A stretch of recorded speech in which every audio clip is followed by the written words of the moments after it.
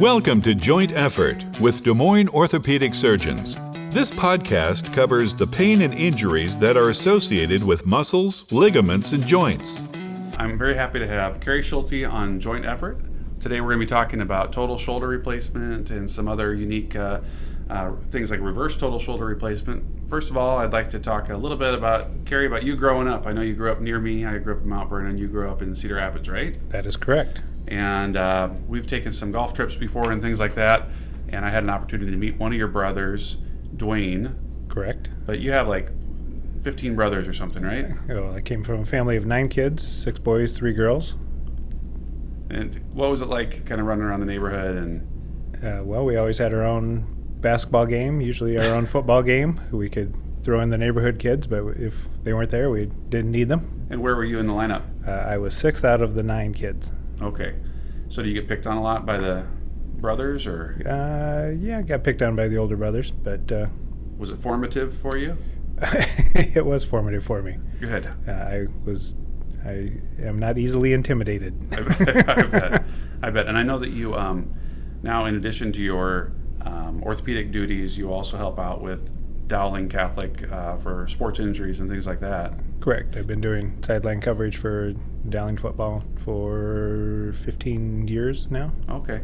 Can you tell me kind of what that's like for an orthopedic surgeon? What's it like for you? I mean, obviously you're on the sidelines. How much communication do you have with trainers and, the coaches and things like that? Well, we have a very good relationship with the coaches and trainers at Dowling. They know that they can get a hold of me at any time, and I will help facilitate getting their kids seen for anything, even if it's not in my area of expertise. I can set them up with someone else in our group that does take care of that specific injury. Mm-hmm. It's fun covering the games. It's fun and work. I mean, you have to be in the game and watching to see who got injured, what the mechanism of injury was. You have to be ready to run out and determine whether or not the person should be playing or needs to come out, and how serious the injury is. But it's been a great opportunity to watch some fantastic athletes playing 4A football. Is Dowling pretty good at football?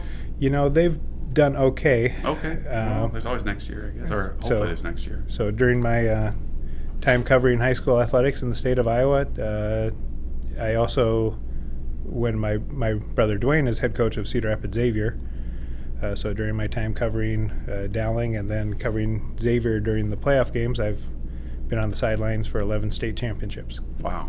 So. And you think you're directly attributable to like all the success, or how much would you say their success is dependent on your interventions? 50%, or I say, what did Wilson say? I would say that usually my best years as a team physician are the years that I do absolutely nothing. Yeah, exactly. Because that means that no one got injured and all the best players are out there playing. Right. Good. You did a sports fellowship in Pittsburgh, right? That's correct. What kind of what's your best recollections of what do you recall from your time in Pittsburgh doing your fellowship? Some of the interesting things, again, I covered during my sports fellowship. I was covering the football team, and when I was out there was during the second time period of Johnny Major's time at Pitt. He won a national championship, I believe, in 1977, then went to the University of Tennessee. I believe he had a heart attack, and then Phil Fulmer sort of nudged him out while he was in the hospital and took over the team, and then he came back as like, hey, wait a minute, where'd my team go? So he sort of had to shuffle back to Pitt, and that was sort of at the tail end of his career. Okay. He didn't have as much success there, but the other fun thing I saw during that fellowship, the year I was there, Curtis Martin was the tailback for the University of Pittsburgh, and Curtis Martin, first game that I saw there, they played Texas, and he had 275 yards rushing, and I thought this was the most amazing athlete I've ever seen. There's no way he's not going to win the Heisman. And then week 2 in the first quarter, he sprained his ankle and just shut it down for the year. And we weren't sure, if he was pretty soft, if he wasn't able to continue playing, and he proved everyone wrong by going pro and being a 1,000-yard rusher for the first 10 years of his career. Wow. And I'm pretty sure he's in the Hall of Fame now. Well, today we're, hip and knee arthritis is pretty common. We see that a ton. They're weight-bearing joints. People wear them out just like tires on a car. Shoulder arthritis isn't quite as obvious to a lot of people and not quite as intuitive. Can you tell me a little bit about shoulder arthritis and who might get it and kind of what it would look like? What kind of patient we're talking about here? Well, as you said, the shoulder is a weight-bearing joint, but we don't walk around on our hands all day, so wear and tear arthritis is less common. But arthritis is, as you know, is multifactorial. There's probably a genetic component. It can happen after trauma. People that have had prior dislocations have a little higher risk of arthritis, but it can happen to anyone or everyone, sometimes for reasons that just aren't clear. Mm-hmm. And what's the typical age that you might see somebody with, pretty significant arthritis in the shoulder? Well, you can see it as young as in their late 40s or early 50s, but if they had a shoulder multiply dislocate, that sort of thing. Yeah. Yes. Okay. That would be more common, but sometimes it'll happen again for no reason. But like all forms of arthritis, typically the numbers increase as we age. Okay.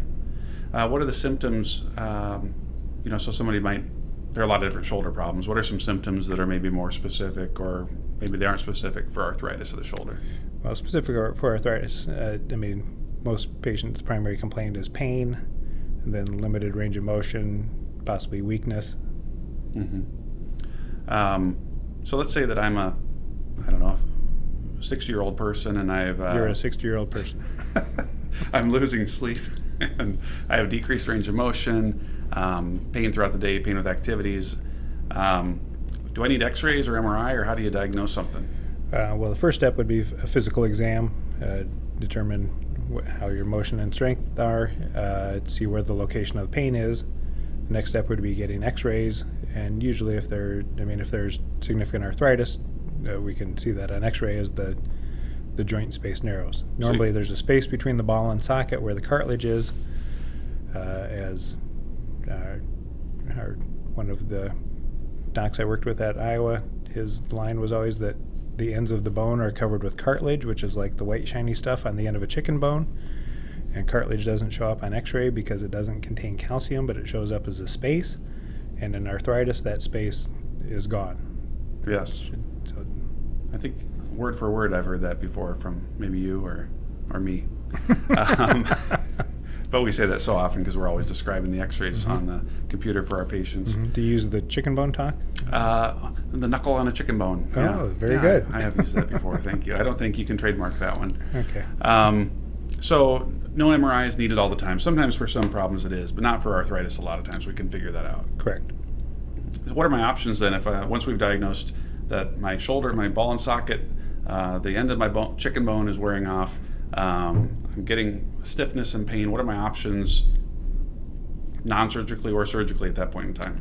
Well, in general, the options are, number one, putting up with it. Number two, taking pain medicine like ibuprofen or Aleve or Tylenol. Number three would be cortisone injections in the joint.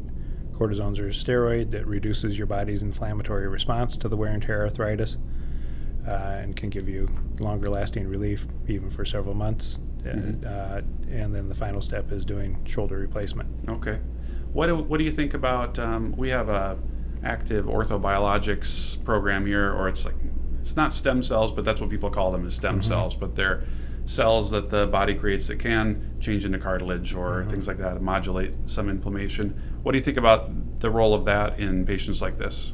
I have not seen much on the use of that evidence-wise. In the shoulder. Okay, so that would be kind of a experimental use in your practice. If somebody came in and wanted to do it, you'd say sure, but Correct. You don't recommend it typically. Correct. It's not something I typically recommend because I have not seen data that would support it at this time. What if somebody has pretty bad arthritis and they want to, do construction work, carry stuff up and down ladders, 4x8 sheets of plywood? What do you counsel them about activity level when your shoulder is wearing out? Well, typically I would tell them that they can do whatever they can do within the limits of their symptoms. Normal daily activities and work activities aren't necessarily going to accelerate the wear and tear arthritis. It just may make it more symptomatic. Okay, so one treatment option would be like just changing your activities. And if it hurts, don't do it, that sort of thing. Correct. Tell me about what you're actually replacing and how you get the fixation. I mean, you're putting, the ball and socket joint is a pretty flat socket and a ball, and it's held together with the rotator cuff. But what are you actually replacing in a shoulder replacement? So with the shoulder replacement, the ball is the upper part of the arm bone or the humerus, and the socket is part of the shoulder blade. So we shave off the ball and replace that with a metal ball with a stem that goes into the arm and a plastic socket that's cemented into the patient socket. Okay, and so the fixation, the plastic's cemented to the bone of the socket, and then on the arm bone side, you're putting a ball that's got a stem on it. Do you use cement on that side? Typically, no. The stem is coated with material that the bone essentially grows to the stem. Okay. How do you get the right size for a person? Well, they're different sizes. The components come in different sizes, so it's sort of fit to the patient size. So you can like mix and match to make it look, I mean, like my shoulder is going to be a different size than a woman's shoulder, so you could, correct, presumably. But so you can mix and match that, okay. So fixation, we talked about. Age limits, is there like a minimum age or not really for this sort of thing, or a maximum age? There is not a minimum or a maximum age. I mean, I've had occasion in patients that have had traumatic problems where the shoulder was so beaten up that there was really no option other than to do a shoulder replacement, even at a very young age, even in the 30s. And, I've done shoulder replacements to patients even in their 90s. Okay. Obviously, there are patients in their 90s that are 90 going on 70, and then there are 60-year-olds going on 90. Yeah. So it's more a matter of what their health and activity demands are. What is, typically is this a hospital procedure? Is this an outpatient procedure? What's that like? How long does it take? Well, the surgery itself takes about an hour. The procedure can be done as an outpatient or inpatient, depending upon the patient's health. Most of the time now for anesthesia, we also have the anesthesiologist do a block where they inject numbing medicine around the nerves going to the arm, so that the arm is essentially numb for the first 10 to 12 hours after surgery. And that makes it much easier for the patient to have it done as an outpatient procedure. Okay. So can you describe like where the incision is and what the length of the incision is? So the incision is about maybe 2-3 inch long incision over the front of the shoulder. Okay. Afterwards, I get a lot of patients who ask me what it's going to be like afterwards. What do you tell them for how long they need to really protect it in a sling or something like that, and what the physical therapy would be like, and then when they can get back to, normal golf and things like that?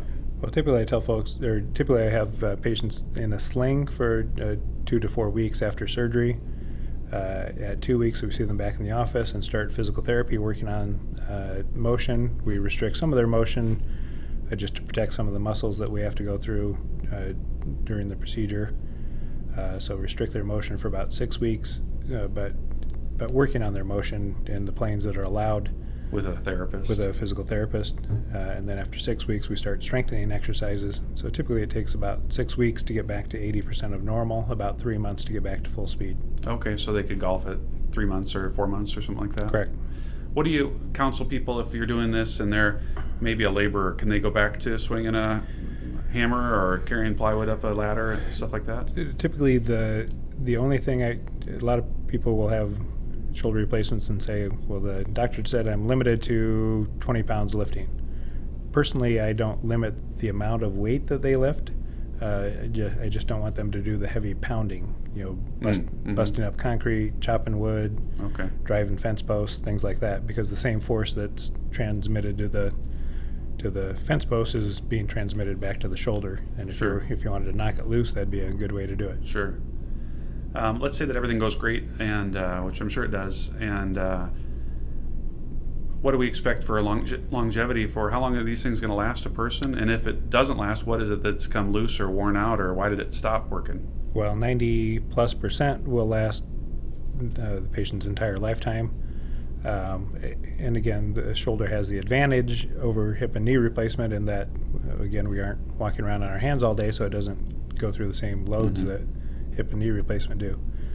So most will last the patient's entire lifetime. Sometimes the socket may wear out or become loose over time. Probably the biggest risk long term is, you can replace the joint surfaces, but the patient still has a rotator cuff that can tear. And so the problem is not that the shoulder wore out, but that the rotator cuff tore, and that can result in pain for a small number of patients down the road. Well, that was an amazing segue to our next topic, which is about the rotator cuff and what happens when the rotator cuff tears but can't be fixed or isn't fixed. Mm-hmm. So we were talking about the ball and socket joint wearing out, the cartilage wearing down. Now, the rotator cuff are the four muscles that surround the humeral head and help with the internal and external rotation and elevation, and they're very important for stability of the shoulder. What happens, can you tell me about the biomechanics or what's happening to a patient if the rotator cuff is not working and it can't be fixed? What can happen to the joint? Well, again, as you said, the rotator cuff is a group of four muscles essentially running from the shoulder blade to the upper part of the arm. Those muscles circle the ball and hold the ball into the socket. And sometimes, about 50% of the time after an injury, you fall and sort of jam the shoulder, and that can cause the tendon to tear. And sometimes the tendon can tear just from wear and tear over time. Typically, when the tendon tears, it tears away from where it attaches to the bone, and the muscle continues to fire, and that pulls the tendon away from the bone, so it can't jump the gap and heal back over there. So once it's torn, it won't heal on its own. Now, over time, tears that are not repaired get bigger and bigger, and eventually the tear, if it's not treated, will become so big that it's not repairable, because the tissue will scar down and shrivel up, and it's not repairable. So if the tear is not repairable, depending on what rotator cuff muscle it is, it will throw the balance of the shoulder off too and cause premature wearing of the ball and socket, right? Correct. So it can really cause a problem where we have no muscles to drive the arm, and also our shoulder now has bone spurs and it's missing cartilage and things like that, which is probably one of the harder things that we treat in shoulder problems, is that combination. So in addition to things like injections and trying to strengthen the remaining rotator cuff muscles, can you tell us about surgical management in your hands of somebody who has that terrible problem of rotator cuff that doesn't work and or the ball and socket are wearing out? Well, the salvage procedure in that case is to do something called a reverse total shoulder replacement. With the reverse total shoulder replacement, we actually attach a metal ball to the socket and a plastic cup on the stem that goes into the arm. So that's the reverse part, is instead of a ball on the arm, you've got a socket on the arm. Correct. And instead of a socket on the socket, you've got a ball on the socket. Correct. And then that locks... That sounds crazy. Why would you do such a thing? Well, because that locks the ball into the socket, and then that puts the deltoid muscle on tension, so that the deltoid muscle is able to mechanically raise the arm. It gives you the range of motion and strength that sort of counteracts the missing rotator cuff muscles. So the big deltoid muscle on the side of our arm is able to compensate for those missing rotator cuff muscles. Correct. And for you, is it a pretty similar procedure, compared to a total shoulder replacement? It is, yes. Okay. Are complication rates similar in that compared to total shoulder replacement, or things that could go wrong?